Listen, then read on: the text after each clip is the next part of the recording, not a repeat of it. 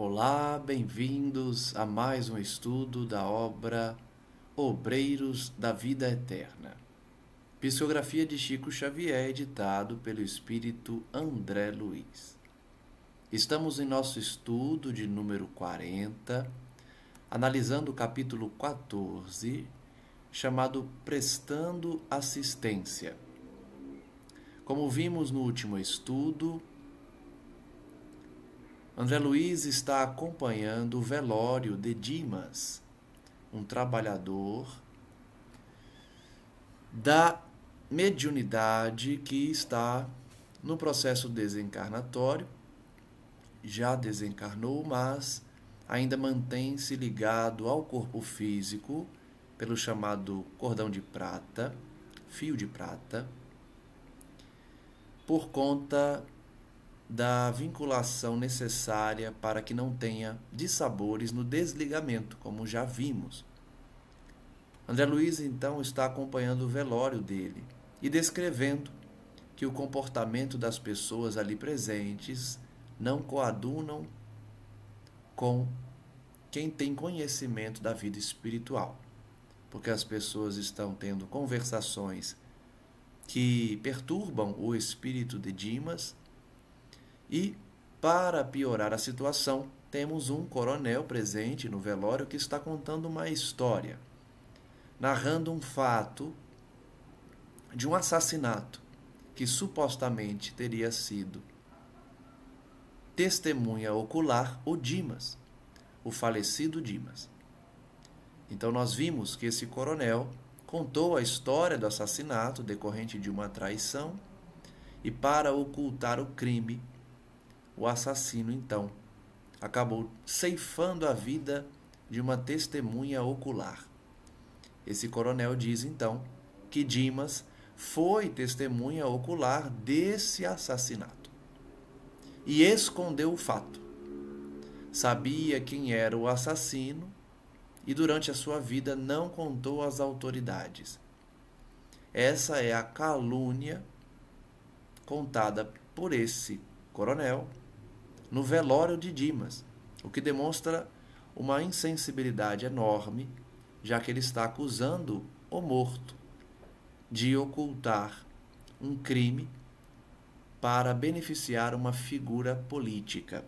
Hoje nós vamos prosseguir na narrativa desse coronel para saber qual o fim dessa história e verificar se Dimas vai esclarecer o fato, se ele realmente viu o assassino e se ele realmente ocultou essa informação. Vimos aí então que o coronel diz que ficou sabendo da história por conta de um padre que ouviu o suposto assassino em confissão e depois contou para esse coronel. Ele diz então que é uma das vantagens de ter boa amizade com sacerdotes da igreja.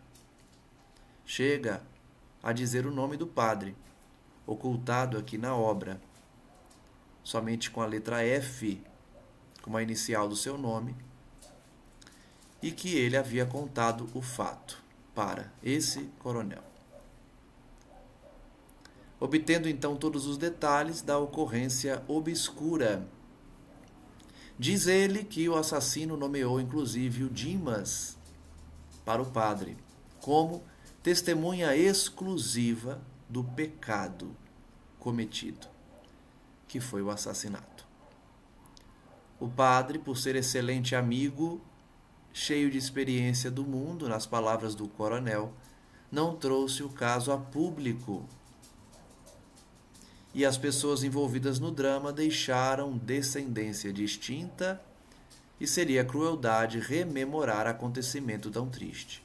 Então o coronel alega que o padre estava escusado de esconder também o assassino para não prejudicar os filhos, os descendentes, deixados pelo morto e também a família do assassino. Diz André Luiz, então, que o coronel, narrador, estampou curiosa expressão no rosto e apagou o seu cigarro, dizendo: tudo passa. Morreram a vítima, a adúltera, o assassino, o confessor e agora a testemunha. Então vejam que posição confortável desse coronel, né? Ele está contando uma história em que todos os personagens já desencarnaram. Não tem ninguém para contradizer os fatos, dizer que ocorreu de outra forma. Todos já haviam desencarnado. A vítima, por óbvio, a mulher adúltera, o assassino também havia falecido e o padre. Além de Dimas, que ele acusa ser testemunha ocular do crime. Diz ele então, certo, haverá lugar fora desse mundo para fazer-se a justiça. André Luiz narra então que nesse momento uma figura horrível, acompanhada de outras figuras não menos monstruosas, surgiram de inesperado. Se aproximaram do leviano comentador, ouvindo as últimas palavras que ele havia dito, e sacudiu, gritando: sou eu o assassino? Que quer você de mim? Por que me chama? É juiz? Aqui vale um comentário muito interessante, por conta da informação da obra, né? Percebam que o fato do coronel contar a história já foi suficiente para atrair o espírito. Aqui temos a lei de sintonia, a lei de atração demonstrada. Não é necessário invocar um espírito nominalmente para que ele se aproxime, para que ele surja no local. O fato do coronel apenas contar a história já serve para convocar esse espírito, os envolvidos naquele crime. O assassino, então, foi convocado, foi invocado de forma indireta e sem consciência do narrador da história, porque está encarnado, certamente não acredita na vida espiritual, está cometendo uma calúnia contra Dimas, então é certo que ele desconhece a realidade da vida espiritual, mas atraiu o assassino contando a história dele. E curioso notar também que o espírito do assassino acha que foi convocado para um tribunal, porque pensa que o coronel é um juiz que está o acusando. O coronel encarnado não enxergara o que André Luiz via, mas seu corpo foi atingido por involuntário estremeção, que arrancou o abafado riso dos presentes. Então, como o espírito do assassino sacudiu o coronel, mas ele está encarnado, ele não recebeu propriamente uma sacudida, mas sentiu a presença do espírito, porque teve uma extremação, um arrepio, a ponto das pessoas notarem e acharem engraçado. Logo após, o homicida desencarnado, atraído talvez pelo cheiro forte das flores reunidas na essa é estrado sobre o qual se põe o caixão com o defunto em cerimônias fúnebres. Improvisada, teve a perfeita noção do velório. Então vejam. Certamente o assassino foi atraído porque o coronel falou de justiça, de que a justiça divina seria concretizada. Ele, ouvindo essas palavras, achou que era um juiz que estava acusando e foi atraído ao local. Diz André Luiz, então, que esse homicida desencarnado foi atraído, talvez, pelo cheiro forte das flores reunidas no caixão e percebeu que se tratava de um velório. Abalou-se, então, precipitado, pondo-se na contemplação do morto. Identificou, então, O Dimas, o cadáver de Dimas, reconheceu, estampando um gesto de profunda surpresa, ajoelhou-se e gritou: Dimas, Dimas, pois também tu vens para a verdade? Notem que ele sabe que está desencarnado. Onde estás, bom amigo, que me velaste a falta com o véu da caridade sem limites?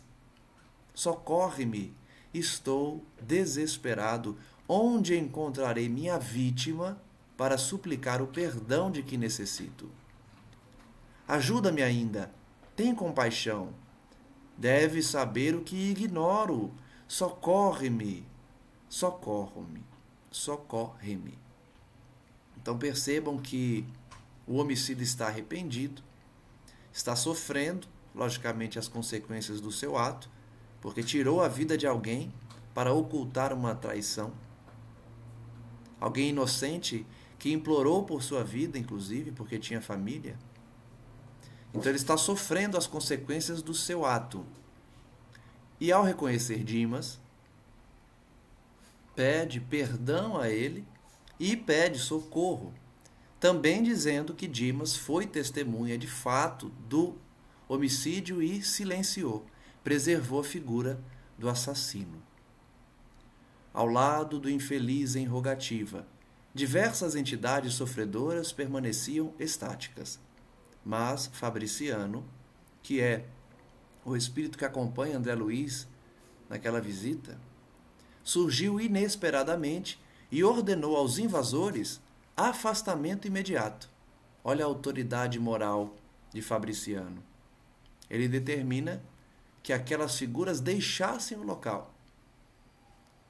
Limpa a câmara, o novo amigo dirigiu-se a mim observando: garanto que este grupo entrou nesta casa por invocação direta.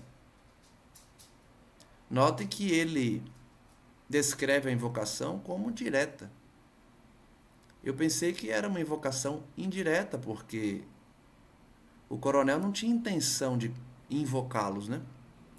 Mas acabou invocando, contando a história e falando de justiça divina. André Luiz narrou então o que vira e Fabriciano respondeu: a observação feita por nós é sempre mais valiosa. Dimas, não obstante dedicado à causa do bem e compelido a grande esforço de cooperação na obra coletiva, descuidou-se de incentivar a prática metódica da oração em família no santuário doméstico. Então vejam que Fabriciano está começando a contar o que aconteceu, já dizendo que Dimas falhou num ponto, em realizar o evangelho no lar. Dimas, apesar de médium dedicado, falhou ao não realizar o culto do evangelho no lar, orando com a família. Por isso, tem defesas pessoais, mas a residência conserva-se à mercê da visitação de qualquer classe.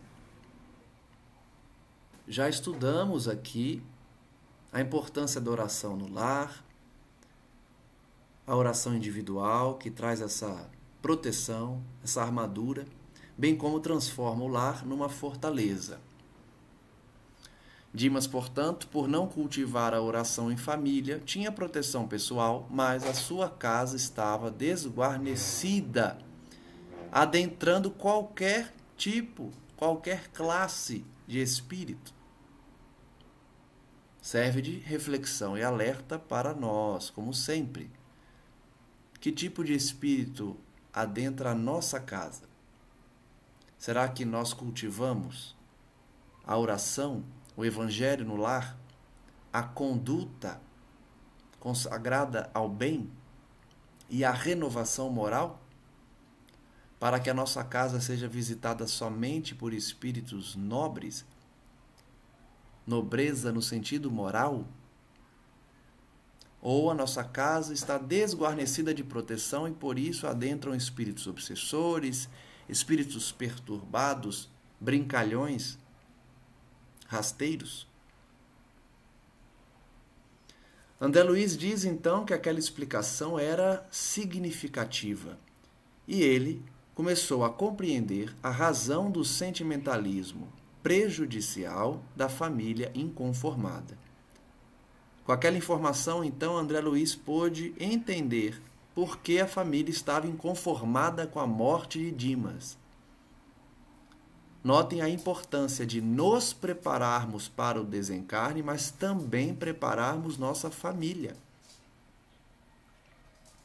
Por meio da oração, da renovação de pensamentos, do ensino de que tudo tem uma causa, de que temos um tempo limitado na Terra e que todos retornaremos à pátria espiritual. Desejando, porém, fixar o aprendizado da noite sobre assunto atinente à desencarnação, André Luiz pergunta: nosso amigo recém-liberto terá ouvido a súplica do irmão desventurado? Será que Dimas ouviu o pedido de socorro do assassino que ele havia testemunhado o crime e ocultado sua identidade às autoridades? Responde Fabriciano: geme sob terrível pesadelo nos braços maternos.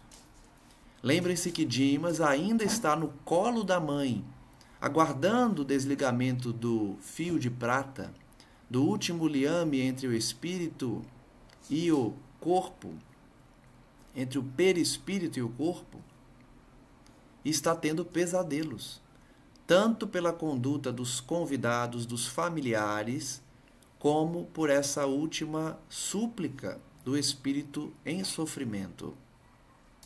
Ele está tendo pesadelos também por relembrar o fato que foi relatado ali. De novo ressalto a importância de, num velório, preservar a conversação sadia, orar pelo falecido, dar suporte à família e evitar anedotas, piadinhas, comentários maliciosos e vigiar os pensamentos. Desde alguns minutos, acompanhamos a agitação dele, reparando que recebia choques desagradáveis por meio do cordão final. O cordão de prata, a ligação com o corpo físico. Aplicava pequenos choques desagradáveis em Dimas. Vejam como a vibração interfere na matéria que rege a espiritualidade. Porque não deixa de ser matéria, mas é uma matéria sutil. Pergunta então André Luiz: ouvindo e vendo os quadros invocados? Não chegou a ver nem a ouvir integralmente, em face da perturbação espontânea, mas vislumbrou, sentiu, oprimiu-se e torturou-se, prejudicando a reconquista de si mesmo. Então, apesar de não notar com os sentidos que temos aqui na Terra também, o sentido da visão e da audição, ele sentiu certamente a vibração, os fluidos, os choques, o que trouxe opressão, trouxe sensações desagradáveis, dificultando ainda mais o despertar de Dimas no plano espiritual. As forças mentais estão revestidas de maravilhoso poder. De fato, como a mente tem poder, especialmente no plano espiritual. Indicando os grupos que continuavam conversando, ele ainda disse: Nossos amigos da esfera carnal são ainda muito ignorantes para o trato com a morte. De novo esse assunto volta. Por que será, né? Por que será que as obras espíritas repetem tanto a necessidade de nos prepararmos para a morte? Somos muito ignorantes para tratar da morte. Em vez de trazerem pensamentos amigos e reconfortadores, preces de auxílio e vibrações fraternais, atiram aos recém-desencarnados as pedras e os espinhos que deixaram nas estradas percorridas. De fato, essa é a postura da grande maioria das pessoas. Começam a comentar os fatos particulares do falecido, em vez de ter um pouco de tato, de sensibilidade, como eu disse. É por isso que, por enquanto, os mortos que entregam despojos aos solitários necrotérios da indigência são muito mais felizes. Olha que frase! Ele está dizendo que o mendigo que morre é mais feliz do que aqueles que têm o enterro, o velório, a família compra o caixão, faz todo o procedimento de enterro. Ele diz que o mendigo é mais feliz porque ninguém comenta a vida dele depois que ele morre. Ainda não havia terminado de todo as suas considerações quando a esposa de Dimas, num acesso de pranto, começou a chorar, levantou-se do leito em que repousava e adiantou-se para o cadáver, repetindo-lhe o nome comovedoramente. Dimas, Dimas, como ficarei? Estaremos separados então para sempre? Percebam que com apenas essa pergunta ela de fato demonstra que não conhecia a realidade espiritual. Dimas, apesar de médium atuante, servidor fiel do trabalho cristão espírita, não passou os princípios para sua esposa. Não passou os princípios do espiritismo para sua família. Ela achava que estava separada por completo. E a pergunta dela denota ingratidão, denota não aceitação e resignação por conta da morte do seu esposo, o que não deixa de ser uma revolta contra o próprio Criador. Como Fabriciano se dirigisse apressado para o quarto humilde em que permanecia o desencarnado, acompanhei-o.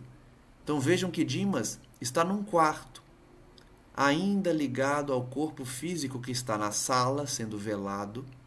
O espírito está a uma certa distância, está num dos quartos da casa. André Luiz acompanhou então Fabriciano. A mãe do médium, a mãe de Dimas, fazia esforços para contê-lo, mas debalde, ou seja, ela não conseguia conter Dimas. Pelo fio prateado, estabelecera-se vigoroso contato entre ele e a companheira, porque Dimas se ergueu, cambaleante, apesar do carinho materno. Notem a força que tem a palavra, o pensamento, a intenção. A esposa encarnada de Dimas, ao chamá-lo chorando, fez com que seu espírito despertasse, apesar de estar no regaço materno, a ponto dele levantar-se. Estava lívido, pálido, semilouco. Que situação, hein? Algumas pessoas já comentaram nos vídeos anteriores sobre o choque que é para um servidor espírita que trabalhou anos na mediunidade encontrar-se de forma tão precária, apesar de receber um auxílio muito grande da comissão formada por André Luiz e outros espíritos caridosos. Ele recebeu de fato um auxílio enorme, tanto que quem fez o desligamento foi o chefe da comissão.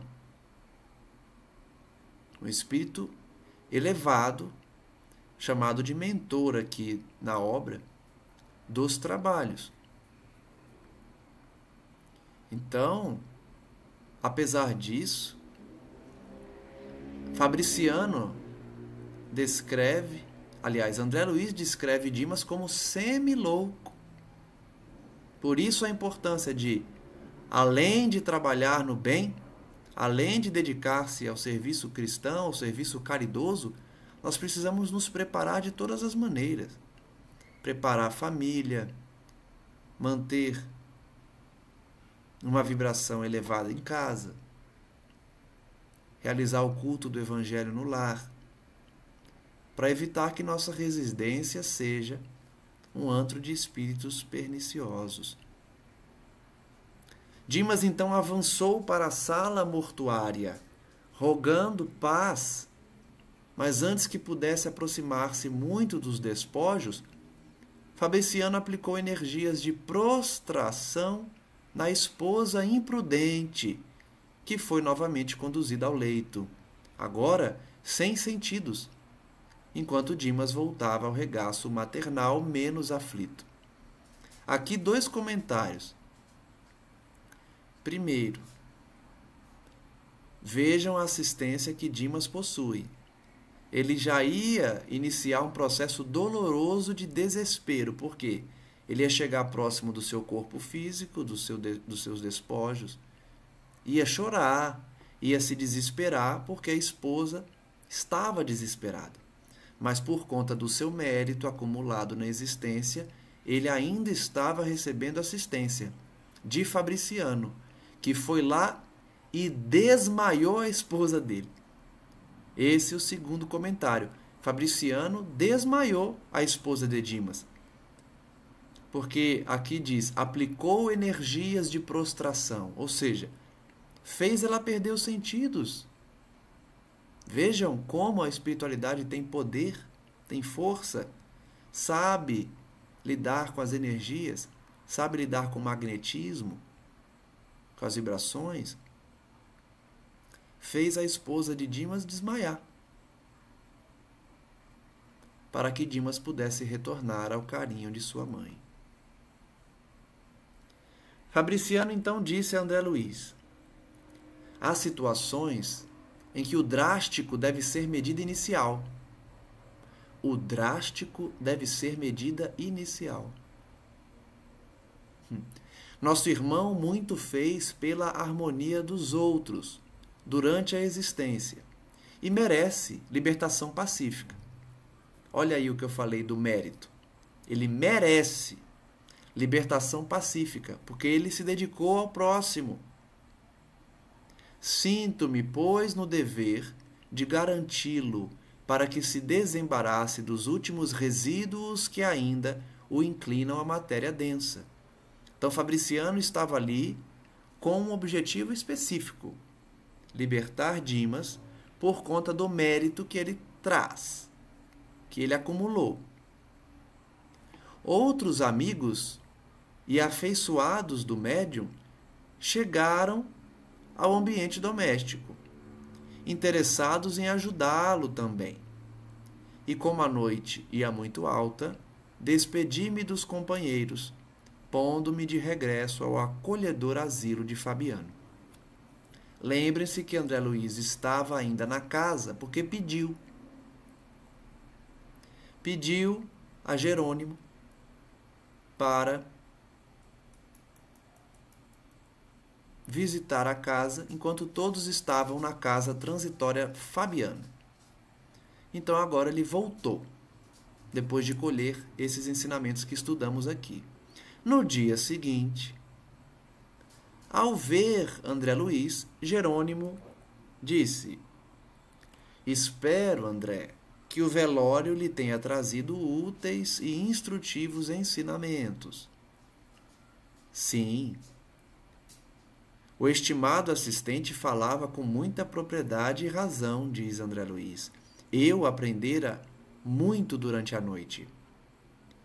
Aprendera que as câmaras mortuárias não devem ser pontos de referência à vida social, mas recintos consagrados à oração e ao silêncio.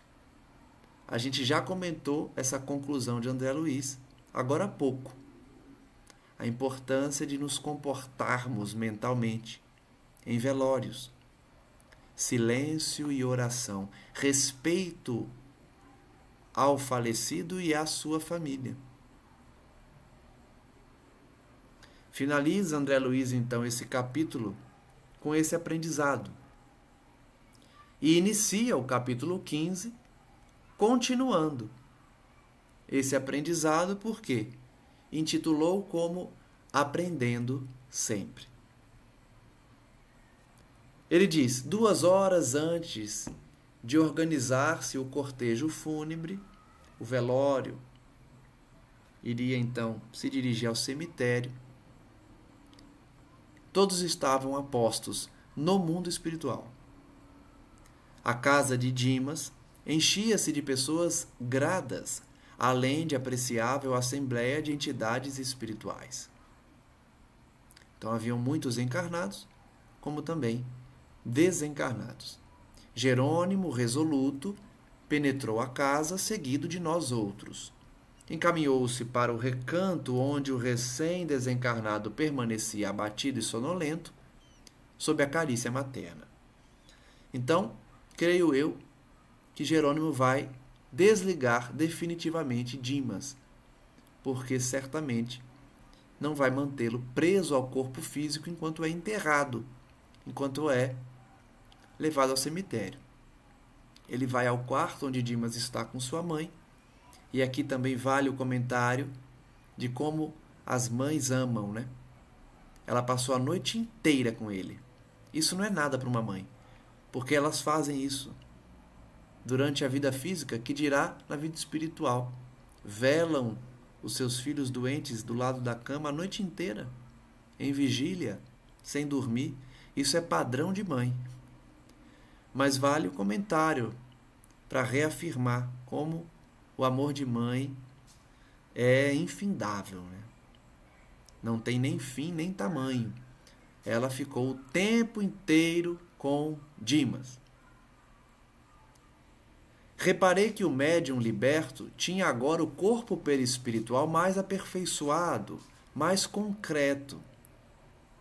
Olha, aqui uma lição já da ciência espírita, né? André Luiz está dizendo que depois de 24 horas em que o recém-desencarnado mantém a ligação com o fio de prata por um determinado período, o seu perispírito fica mais concreto. Olha que interessante.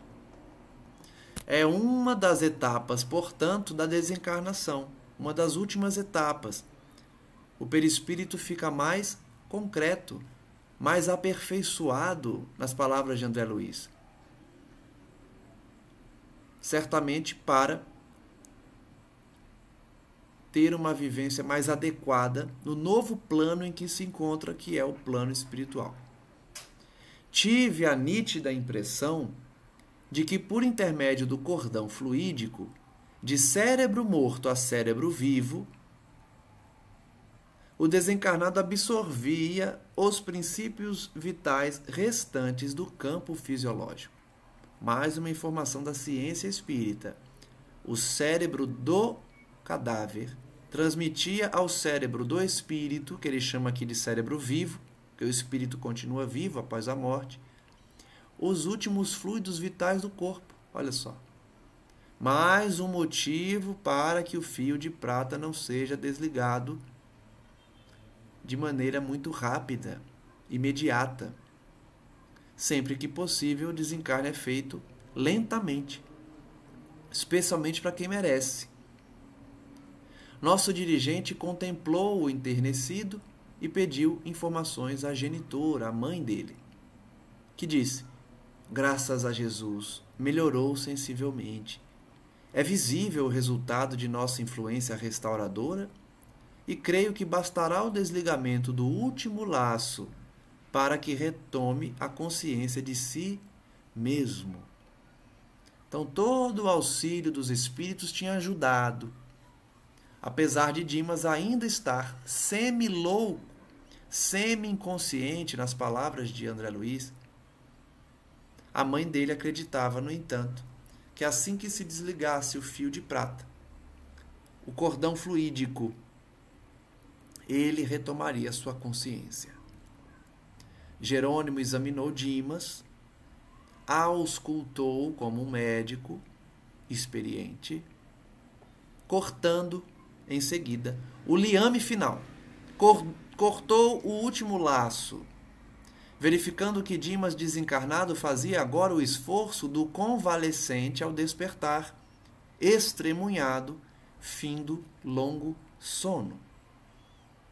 Então, o despertar de Dimas foi como o despertar de alguém doente que melhorou, de alguém que dormiu por um longo período e está acordando. Então, acordou meio confuso, cambaleante, sem entender direito o que aconteceu, como a gente fica às vezes na Terra quando acorda de repente. Somente então notei, diz André Luiz, que se o organismo perispirítico recebia as últimas forças do corpo inanimado, este, por sua vez, absorvia também algo de energia do outro, que o mantinha sem notáveis alterações. Então André Luiz revela que a troca fluídica não é somente entre corpo físico e perispírito e espírito. É também entre o perispírito e o corpo. O apêndice prateado era a verdadeira artéria fluídica, sustentando o fluxo e o refluxo dos princípios vitais em readaptação. Vejam como a vida é complexa e bela. O fio de prata serve como uma veia, uma artéria, trocando, ao invés de sangue, o fluido vital, o princípio vital. O princípio que tanto o corpo físico já não mais precisava, quanto o corpo perispirítico necessitava para a nova vida. Por isso que se comparam a desencarnação com a reencarnação. É uma troca de planos, né? Quem reencarna sai do corpo, sai do plano espiritual para o plano físico. E para isso precisa de um corpo físico. Esse processo, então, também envolve essa troca de fluidos, só que do perispírito para o corpo, na sua formação. O mesmo se dá no desencarne. O corpo perispirítico também recebe influxos de princípios vitais do corpo físico, para construir-se também no novo plano, numa readaptação. É interessante esse termo, readaptação. Por que readaptação? Porque o espírito já conhece o mundo espiritual, veio de lá. O perispírito está acostumado, mas como reencarnou, precisa agora se readaptar ao plano espiritual, que é o plano já conhecido, já vivenciado anteriormente.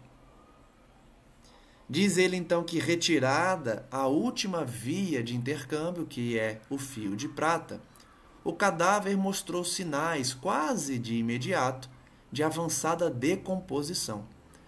Terceira lição da ciência espírita nesse capítulo, nesse estudo de hoje. Depois que se desliga o fio de prata, o corpo se decompõe de forma acelerada, o que demonstra que enquanto ligado o perispírito, enquanto ligado o espírito ao corpo físico, há uma troca de fluidos que mantém o corpo ainda num estado preservado. Preserva-se o corpo físico por conta dessa troca de energias.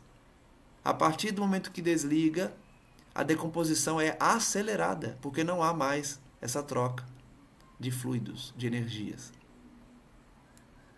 A análise do cadáver de Dimas causava tristeza.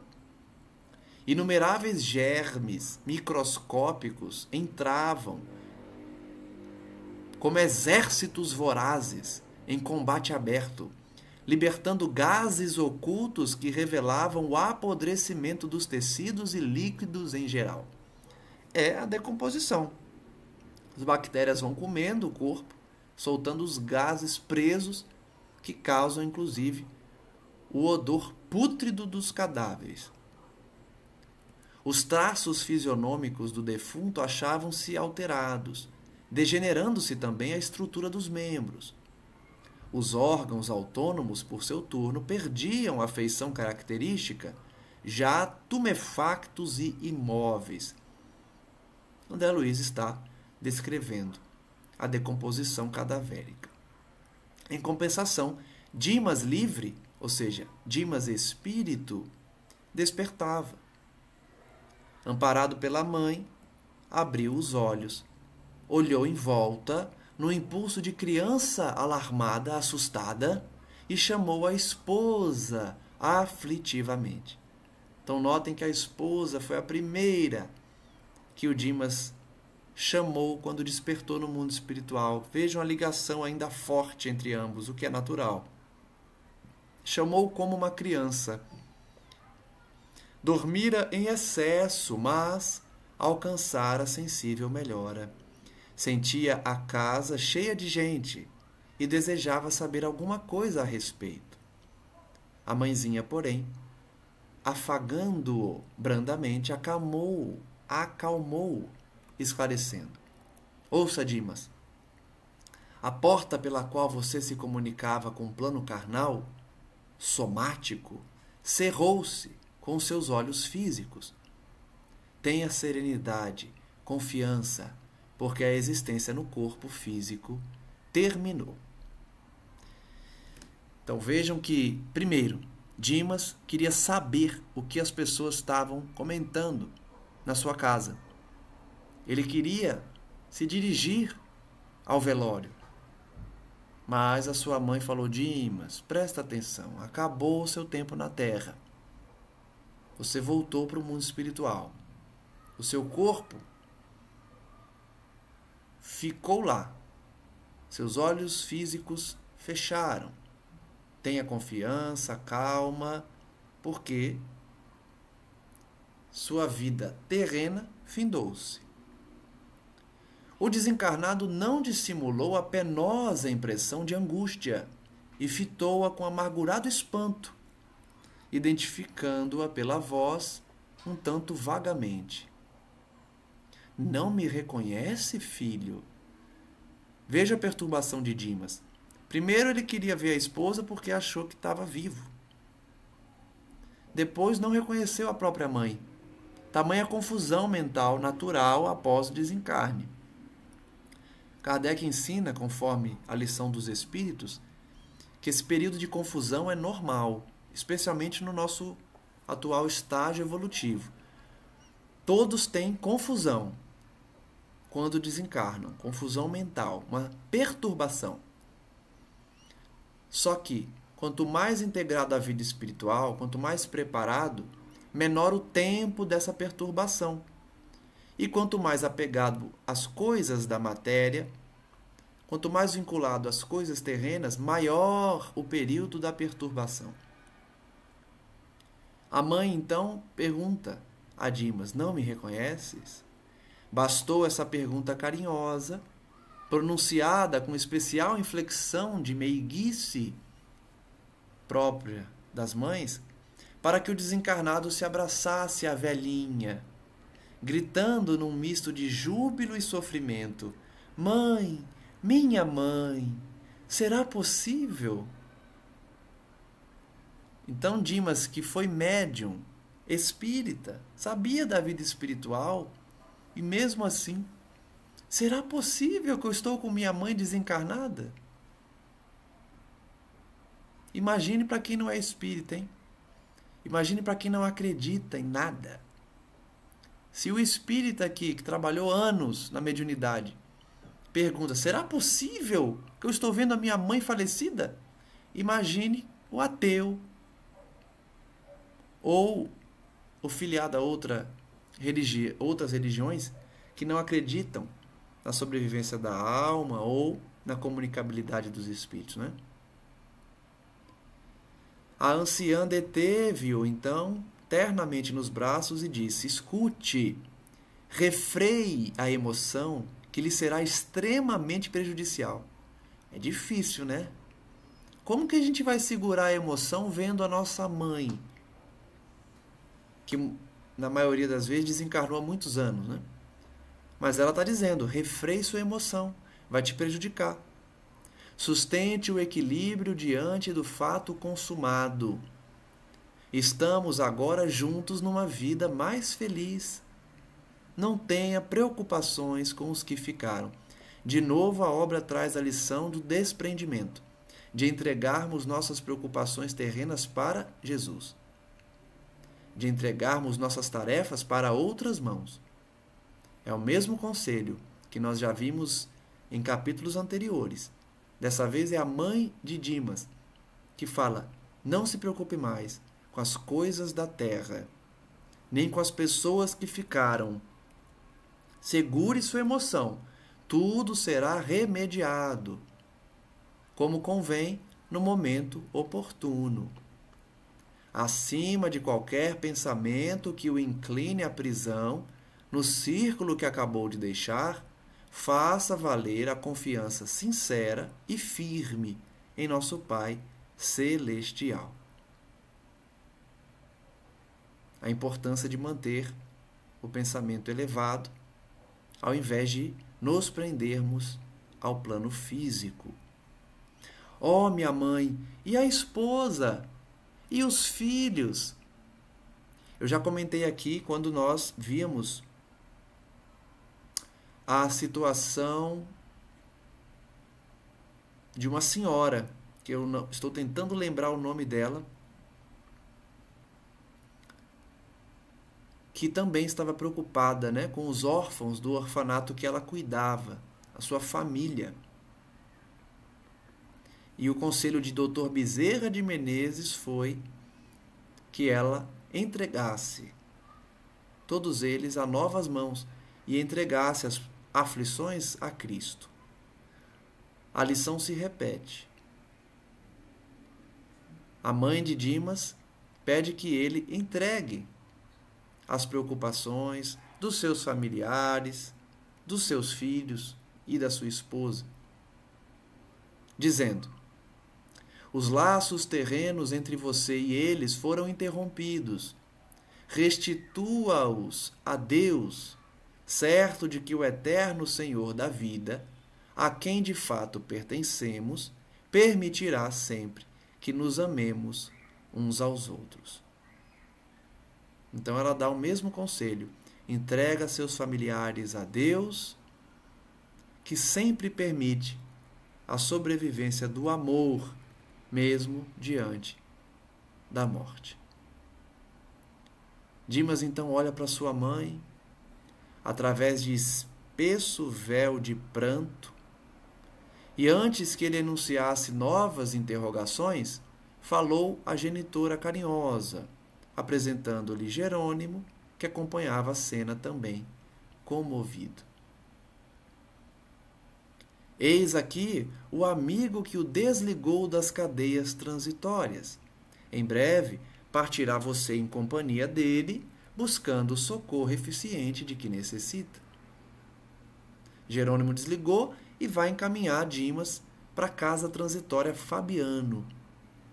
Embora atordoado, o filho esboçou silencioso gesto de contrariedade ante a perspectiva de nova separação do convívio materno. Então vejam que Dimas, primeiro, reclamou da separação com seus familiares, porque desejava ficar com eles, e agora se afligiu novamente porque ouviu que vai ter que separar da sua mãe. São duas separações seguidas, a do corpo físico, deixando seus familiares encarnados, e da sua mãe, desencarnada, para seguir caminho com Jerônimo.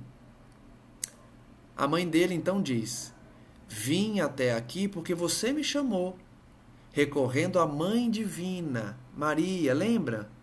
Lembrem-se que, lá atrás, deve ter umas 4 lives, 4 estudos, nós vimos Dimas orar a Maria Santíssima, pedindo que a mãe dele o recebesse no plano espiritual, a semelhança de Maria quando recebeu Jesus. Então aqui ela relembra ele: você orou pedindo para que eu viesse. Contudo, não estou habilitada a lhe proporcionar ingresso em meus trabalhos por enquanto. Ela está distante dele moralmente. Ela foi ali só para recebê-lo. O irmão Jerônimo, todavia, é o orientador dedicado que conduzirá ao serviço de sua restauração. Tenha confiança, irei vê-lo quantas vezes for possível, até que nos possamos reunir noutro lar venturoso, sem as lágrimas da separação e sem as sombras da morte. A mãe de Dimas, portanto, tem trabalhos num plano acima. Em seguida, sussurrou algumas palavras que somente Dimas pôde escutar e, sob funda emoção, viu desvencilhar-se dos braços maternos e avançar cambaleante para Jerônimo, osculando-lhe respeitosamente as mãos. Então, Dimas, espírito obediente que é, obedeceu sua mãe e aceitou seguir sem ela, por enquanto, beijando as mãos de Jerônimo. O assistente agradeceu o carinhoso preito de reconhecimento e amor e, de olhos marejados, explicou: nada efetuamos aqui senão o dever que nos trouxe. Guarde o seu agradecimento para Jesus, o nosso benfeitor divino. O trabalhador recém-liberto trazia o olhar nevoado de pranto entre a alegria e a dor, a saudade e a esperança. A devotada mãe amparou-o mais uma vez, animando-o. Dimas, congregam-se aqui diversos amigos seus, em manifestação inicial de regozijo pela sua vida. Já falamos aqui da alegria no plano espiritual quando recebe de volta espíritos completistas ou espíritos que agiram no bem. São recebidos com alegria, com regozijo. Tem muitos amigos quem faz o bem. Entretanto, a sua posição é a do convalescente, alguém que se recuperou de uma doença, cheio de cicatrizes, a exigirem cuidado. Fale pouco e ore muito. Olha que conselho de mãe. Fale pouco e ore muito. Isso vale para todos nós, encarnados ou desencarnados. Não se aflija nem se lastime. Por hoje, não pergunte mais nada, meu filho. Seja dócil, sobretudo para que nosso auxílio não seja mal interpretado pela visão deficiente que você traz da esfera obscura. Ele precisava então silenciar, senão ia começar a entrar num campo de dúvida, de revolta, de conclusões precipitadas.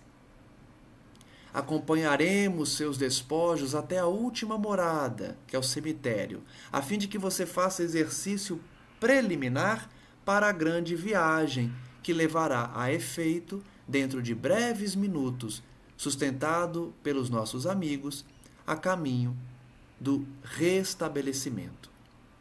Não tema, pois já se preparou para receber-nos a cooperação, semeando o bem em longos anos de atividades espiritistas.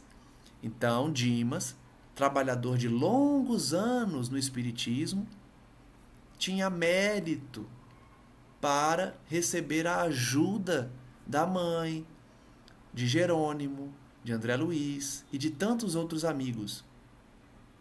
E mesmo assim ele foi numa condição não ideal, hein? Não dê guarida ao medo, que sempre estabelece perigosas vibrações de queda em transições como a que você se encontra.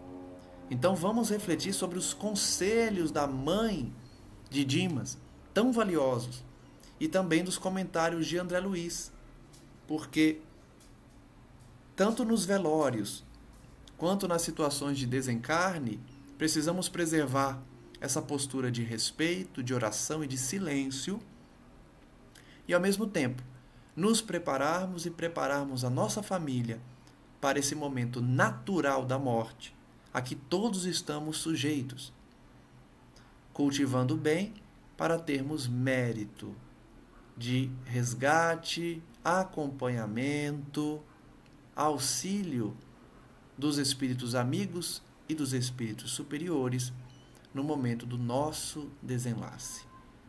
Agradeço então a todos que seguem o nosso canal, os nossos estudos, e vamos finalizar mais um, pedindo a Deus, nosso Pai, à espiritualidade amiga, que prossigam a nos abençoar com tantas lições, com a presença daqueles que nos amam, nos querem bem, nos aconselham e nos guiam nas tribulações da vida.